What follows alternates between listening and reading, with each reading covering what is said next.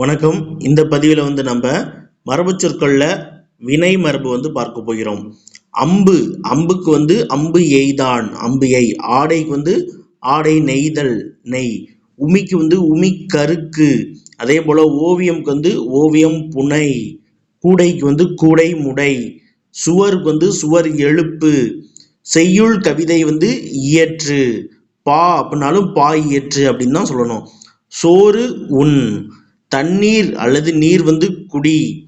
பால் பருகு. பூ மலர் கொய். மரம் வெட்டு. மாத்திரை விழுங்கு என்பதுதான் சரி, முழுங்கு அப்படின்னு சொல்லக்கூடாது. முறுக்கு அப்பம் கொறிச்சு திங்கிறோம் இல்லையா, இது தின். பழம் தின். பாட்டு பாடு. கோலம் இடு. தயிர் கடை. விளக்கை ஏற்று.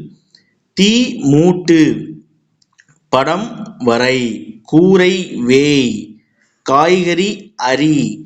இலை பறி. நெல் தூற்று. களை பறி. நீர் பாய்ச்சு. பானை வனை. நன்றி.